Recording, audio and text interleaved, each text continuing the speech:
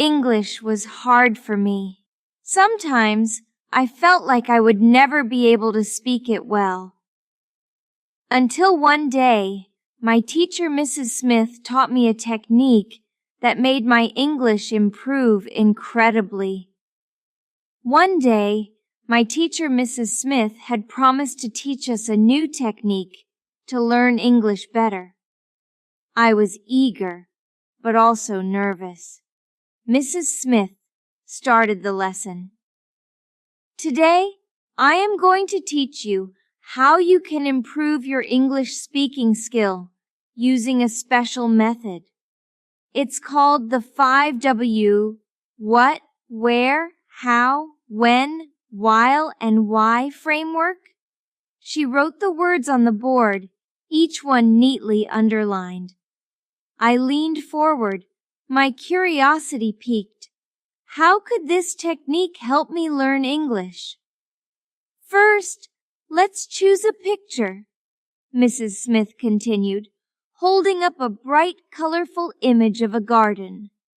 Now, look at the picture carefully. What do you see? I stared at the picture.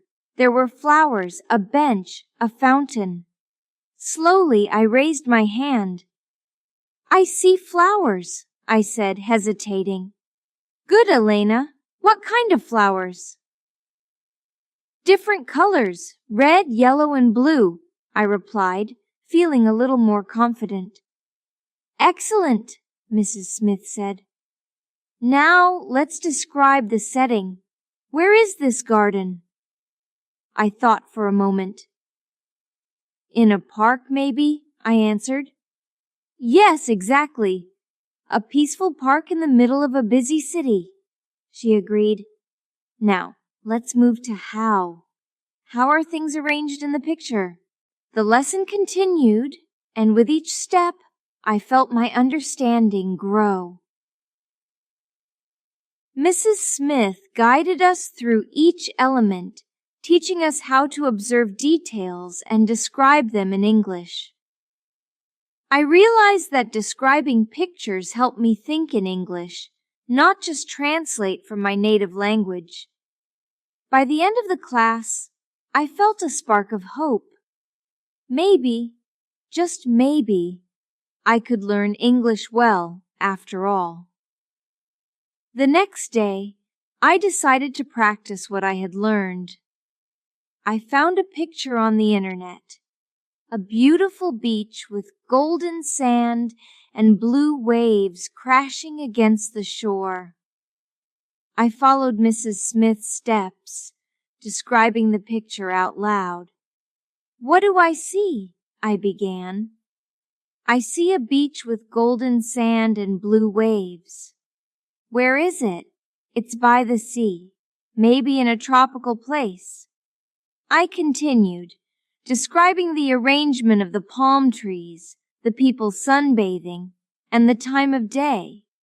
It felt strange at first, but as I kept talking, it became easier. I recorded myself and listened back.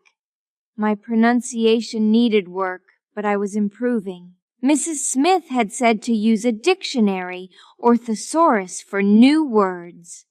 I found the word turquoise to describe the color of the water and serene to explain the feeling of the scene. These new words made my description richer, more precise. Every day, I chose a new picture and repeated the process. I described bustling city streets, quiet forests, and busy markets. Each picture was a new challenge, but also a new opportunity to learn. In class, Mrs. Smith noticed my progress. One day, she pulled me aside after class. Elena, I can see you've been practicing. Your English is improving, she said, smiling warmly. I have a new technique for you to try. It's called the what, where, how, when, while, why framework, but with a twist. I was intrigued. A twist? Yes, she nodded, Instead of just describing the picture, I want you to create a story around it. Use the same steps, but think of it as a scene in a story. This will help you not only with vocabulary, but also with building sentences and expressing ideas. That evening, I chose a picture of a busy market. I sat down, ready to create my story. "What do I see?" I started. "I see a market full of people. Where is it?" "In a small town square." "How are things arranged?" "Stalls are lined up, selling fruits, vegetables, and clothes." I paused, thinking about the story. "When is it happening?" "In the morning, when the market is busiest. While this is happening, children are playing and people are chatting." Why is this scene significant? Because it shows the heart of the community. I took a deep breath and began to write my story. In the small town of Rivertown, the market was always alive with activity. Every morning, the townspeople would gather to buy fresh produce and catch up on the latest news. Maria, a young girl, loved to visit the market with her grandmother. They would walk from stall to stall, greeting the vendors and picking out the best fruits and vegetables. As I wrote, I felt a connection to the characters. Maria's story became my own, her struggles with English mirroring mine. I described the sights, sounds, and smells of the market, using my new vocabulary to bring the scene to life. By the time I finished, I felt a sense of accomplishment. I had not only practiced my English, but also created something new, something uniquely mine. Not every day was easy. Some pictures were harder to describe, and some words were difficult to pronounce. But I remembered Mrs. Smith's advice: practice and perseverance. One day, I chose a picture of a snowy mountain.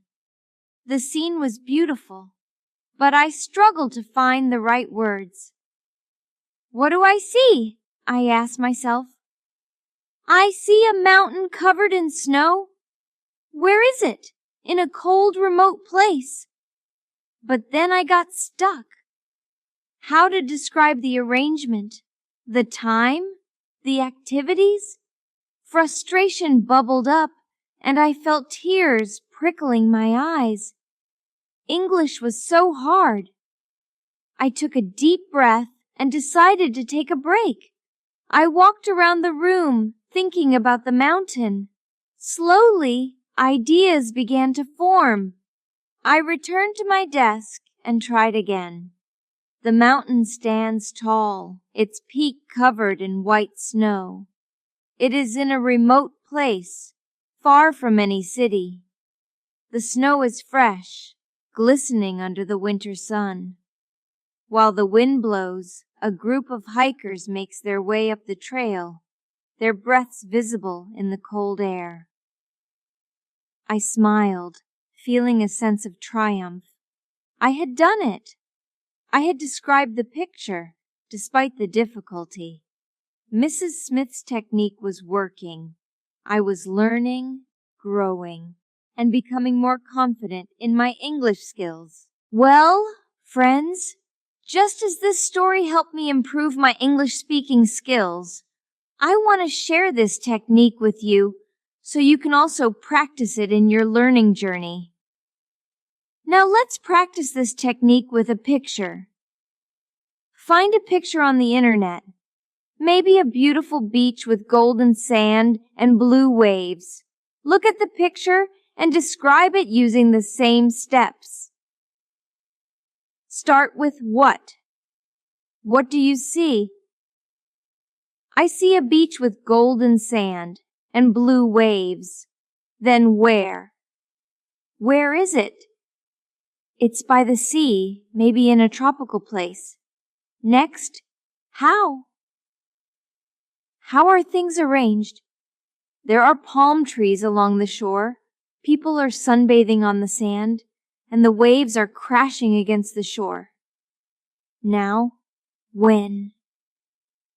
When is it happening?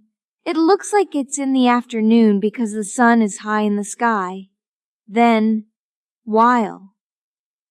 While this is happening, what else is going on?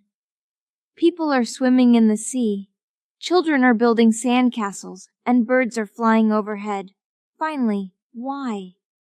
Why is this scene significant? It shows a peaceful, happy place where people come to relax and have fun. Every day, choose a new picture and repeat this process. Describe bustling city streets, quiet forests, busy markets, or any scene you find interesting. This technique helps you think in English, not just translate from your native language. You can also use a dictionary or thesaurus for new words. One day, Mrs. Smith gave me a new twist to the technique. She said to create a story around the picture using the same steps. This helps not only with the vocabulary, but also with building sentences and expressing ideas. For example, if you have a picture of a busy market, start with, "What do I see?" I see a market full of people. Where is it? In a small town square. How are things arranged?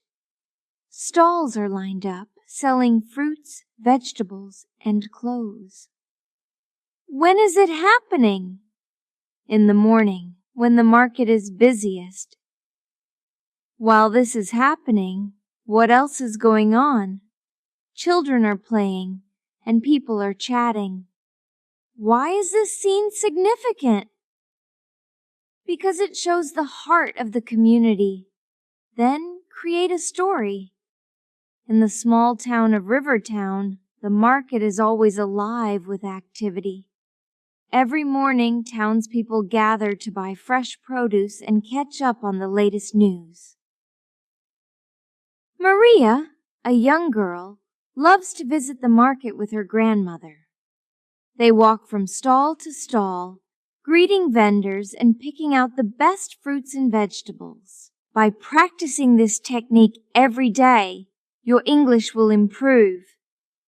You will feel more confident and capable.